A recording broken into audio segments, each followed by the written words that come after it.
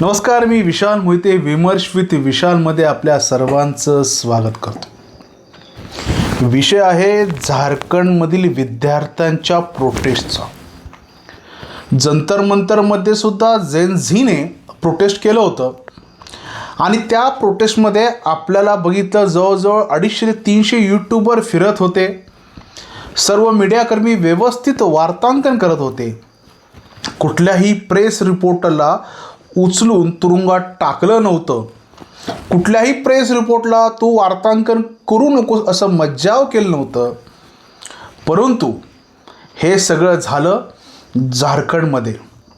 हो, त्याच झारखंडमध्ये ज्या ठिकाणी काँग्रेसचं सरकार आहे, इंडिया गठबंधनचं सरकार आहे, झारखंड मुक्ती मोर्चा आणि त्याच्या संदर्भात असलेल्या घटक पक्षांचं सरकार आहे, सोरेन साहेबांचं मुख्यमंत्री असलेलं सरकार आहे. अशा सरकारमध्ये इंडियन 80 नेटवर्कचे अमन चोप्रा आहेत.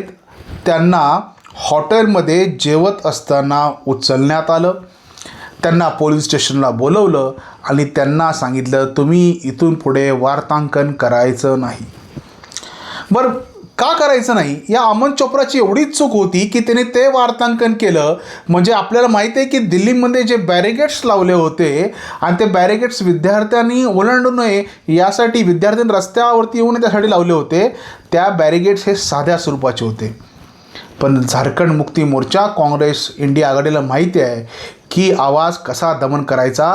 झारखंडमध्ये जे बॅरिगेड्स लावले होते त्या बॅरिगेड्सला तारांना ब्लेड सदृश्य आवरण लावलं होतं, जेणेकरून तुम्ही त्या बॅरिगेड्सजवळ जरी आला तर तुम्ही कापला जाल.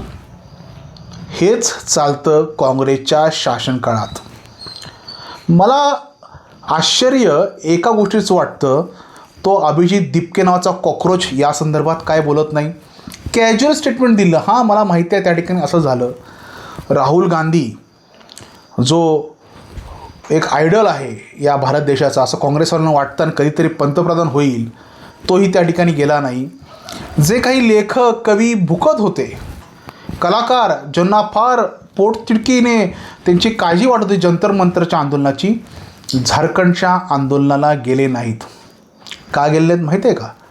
जंतर मंतरचं आंदोलन हे सो कॉल्ड मोठ्या लोकांचं, श्रीमंतांचं आणि काँग्रेस आणि कम्युनिस्टसारख्या डाव्या विचारसरणीनं स्पॉन्सर केलेलं हे आंदोलन होतं.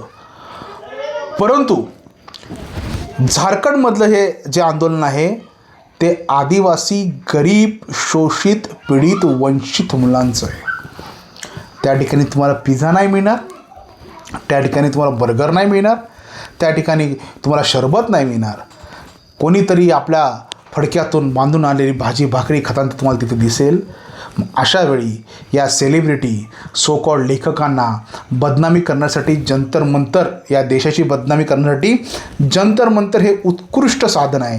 त्यांनी झारखंडला त्यांना जाऊ वाटत नाही, कारण की त्यांना वाटतं आदिवासी हा पिछडा आहे, तो मागासलेला आहे, त्याच्याकडे कशाला जायचं. मागासलेल्या एकाकडे गेल्यानंतर, वंचिताकडे गेल्यानंतर, गरीबाकडे गेल्यानंतर तुम्हाला कोण बघणार नाही. म्हणून आज पूर्ण काँग्रेस सरकार असेल, पूर्ण डावे असतील, या आंदोलनाकडे दुर्लक्ष करतात. कारण की दिल्लीच्या आंदोलनाचं एकमेव उद्दिष्ट होतं की भारत सरकार उलथून लावायचं, श्रीलंकेसारखी, बांगलादेशसारखी अराजकता, नेपाळसारखी अराजकता तयार करायची. पण ते विसरले. या देशामध्ये देशभक्त नागरिकांची संख्या काही कमी नाही. त्या देशभक्त नागरिकांनी हे होऊन दिलं नाही. पंतप्रधान नरेंद्र मोदी यांनी संवादाचा मार्ग निवडला आणि अखेर धर्मेंद्र प्रधानसारख्या सुसंस्कृत शिक्षण मंत्र्याला राजीनामा द्यावा लावला. का?